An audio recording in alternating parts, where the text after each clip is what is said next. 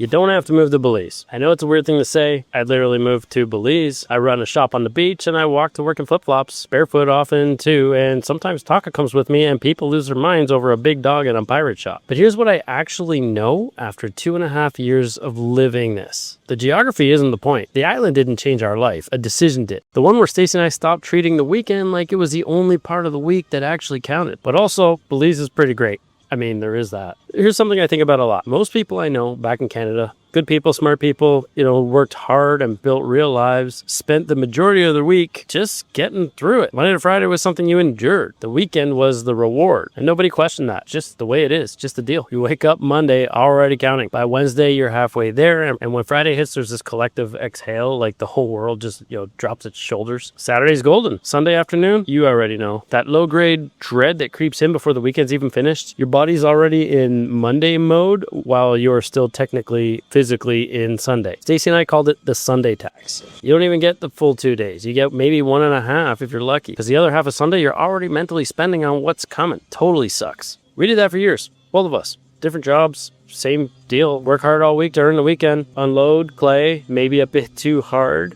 And then spend the weekend recovering. Not just from the night before, but from the entire week. And then you start over. And the honest thing I can tell you right now, sitting here by the sea on a Caribbean island, is that we accepted that ratio like it's normal. Like that's how time's supposed to work. It's not. So I want to tell you how this actually happened, because the version in your head, the one where two people have a dramatic moment, the one where two people have this dramatic epiphany or something and book one-way tickets to paradise, that's not what this was. Stacey and I have been visiting Belize since 2012. We weren't tourists chasing some kind of beach. We just kept coming back because something about the rhythm here made sense to us. The pace of life, the way people actually talk to each other. The fact that a 15-minute walk, sometimes in the morning, could honestly take 45 minutes because you just keep running into somebody worth talking to, but almost everybody is here. But we didn't move. We came back to Ontario every single time. Because that's what you do, right? You visit the life you want, and then you go home to the life you actually have. And I remember I was running my print-on-demand business on Etsy at this point, had been for a few years.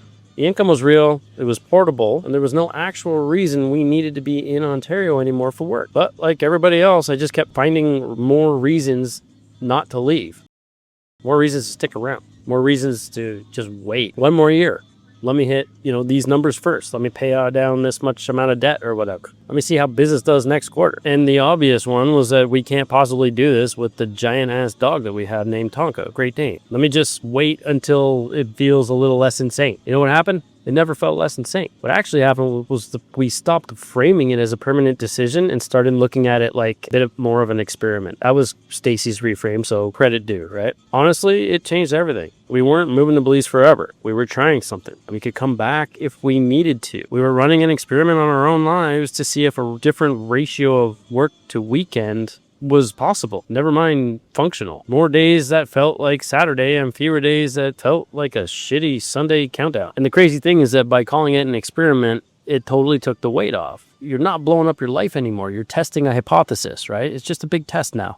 And if the hypothesis is wrong, you learn something, you pivot, or you adjust. Ours happened to not be wrong. So here's the part most people skip when they tell this kind of story. Because it's easy to say we called it an experiment and moved to Belize and make it sound like the hard part was just deciding, like the decision was the whole thing. It wasn't. Before any of this made sense, a few things had to be true. And I want to be straight with you about what they were, because glossing over this part is exactly what makes these stories feel unreachable for most people watching. First one, the income had to be sorted before we got here, which is its own entire saga. We drove, rented a van, packed up whatever we could into a couple of Rubbermaid bins and drove down from Ontario, through the States, through Mexico, into Belize with a Great Dane who takes up roughly like the same square footage as a love seat, because it was too big to fly commercially and we weren't going to put him in cargo. So yeah, we drove through the United States, Mexico with a giant dog and a dream. Totally normal stuff, right? Anyway, there was no we'll figure it out when we get there. No I'll find remote work once we're settled. None of that. We needed to get sorted before we got there. My print-on-demand business was running. It was generating real money. It wasn't perfect, and it wasn't passive in the way that, it gets thrown around or online, in these YouTube videos especially. I was working on it, but I wasn't tied to a desk in Ontario, and that's the whole thing, right? The income moved with us because we built it that way. I built it so that we could move whenever we wanted to move.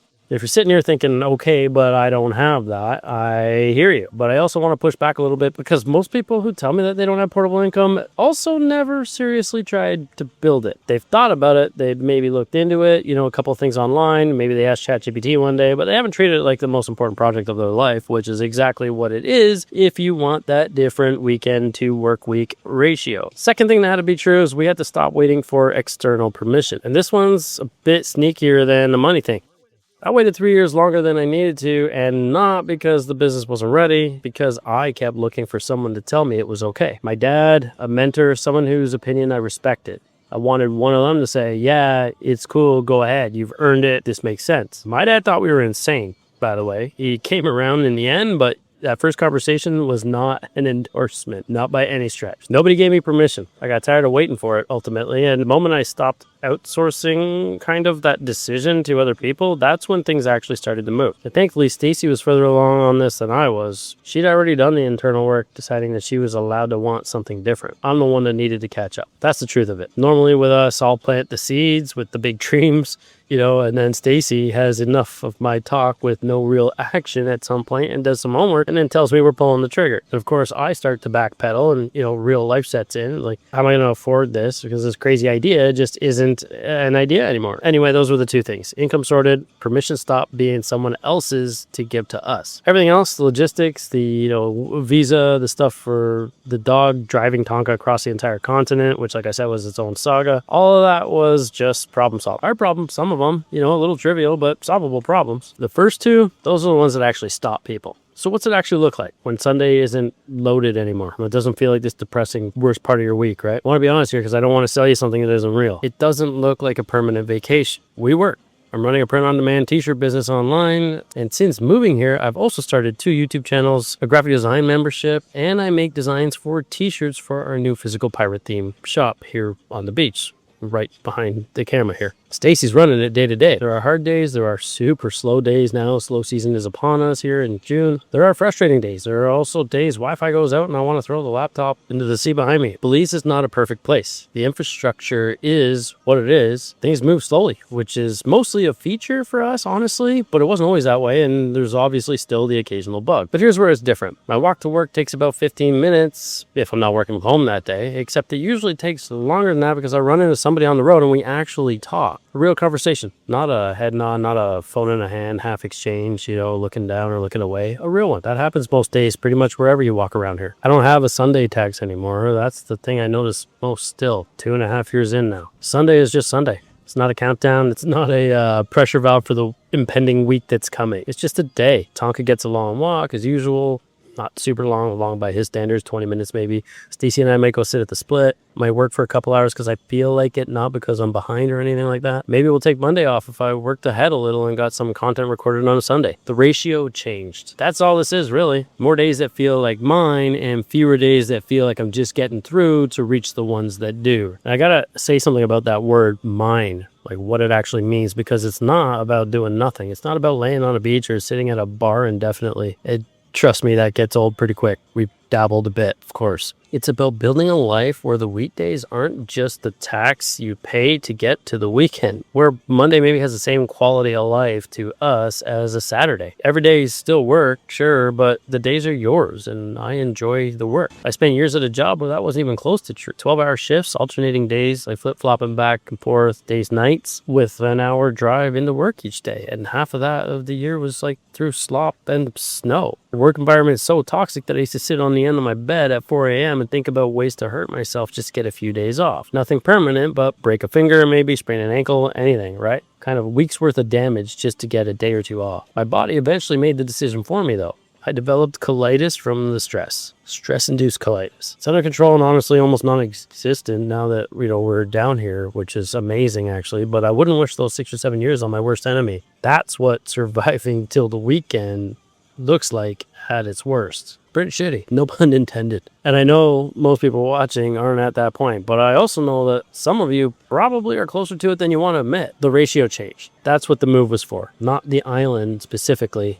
Could have been anywhere. The ratio. Funny what happens when you get out of that North American 9-to-5 BS grind. Now, I want to tell you about my dad. He was a planner, a real one. He had the whole thing mapped out, work hard, be responsible, don't do anything crazy, get the mortgage, buy the house, pay it all off. By the time you retire at 65, and then travel with my mom maybe, right? You earn it first. Then you get to have it. He retired right on schedule, a couple months early. 65 years old, did everything he was supposed to. 2 years later, at 67, he got diagnosed with pulmonary fibrosis. Doctor gave him 5 years. He died in 2016. He was 72. 5 years later to the month. At the end, because of how bad it got, he chose assisted dying. His call, his timing, on his own terms, which is honestly, the most him thing I can imagine. At least he had some dignity in that decision. But here's what I carry from him. When I quit my job in 2012, corporate job at TD Bank, data center, it's honestly one of the most toxic work environments I think I've ever been in. My dad was not supportive in the beginning. And I don't say that to make him like a villain or anything like that, because he wasn't at all. It was just a dad who didn't want to watch his kid throw his life away for some weird dream.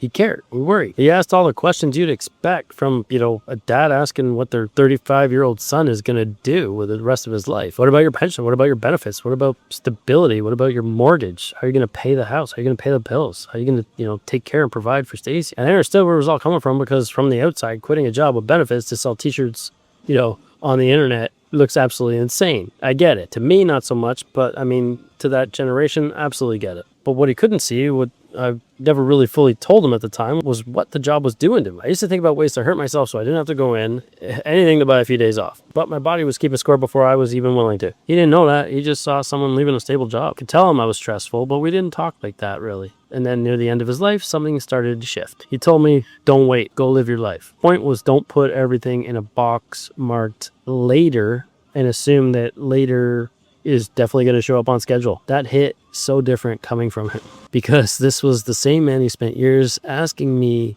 what about your pension? And now from a hospital bed, he's telling me the pension was never the point, or you can't count on it. I think about the version of me who listened to every worry he had and stayed, kept the benefits, kept surviving until the weekend, waiting for the right time to actually live. I would have waited forever. I would have been absolutely miserable. There's no right time. There's just a decision. Your dad might think you're crazy. Mine did too for a while. I gotta rein it in here. So here's where I land on all of this. You don't have to move to Belize. I mean it. The island's great, and if you end up here someday, I'm probably going to run into you on the road, and we'll have one of those 20-minute conversations that makes everybody late. But that's not the point. The point is, at some stage, you got to stop treating those 2 days a week like they're the whole point of being alive. You got to stop surviving until the weekend and start asking what it would take to actually build something you don't need 2 days escape from. For us, it was print on demand, then a van, a Great Dane, and a sandy road here in Belize. And now a YouTube channel. That's our version. Your version looks different, and it should. But I genuinely would love to know what it looks like, or what you think it looks like right now, even if it's a bit fuzzy. Drop it in the comment. Where would you go? What would you build? What's actually stopping you? And I mean the real answer, not the pension one. If any of this landed, my dad, the toxic, stressful, stupid job, the Sunday tax, any of it, share it with somebody who needs to hear it. You probably already know exactly who that person is. And if that person is you, just at least know you're not alone. Stacey and I built the Lost Anchor here on Key Cocker. It's a real shop. It's a real business. The whole thing. If you ever make it to the island, come find us. We're not hard to find. Just follow this giant ass dog. And if you do want to see what the income side of this actually looks like the print on demand business, the Etsy side hustle, and how we turned it into something, portable, I got a whole other channel for that. I'll leave the link in the top comment. See you guys in the next one.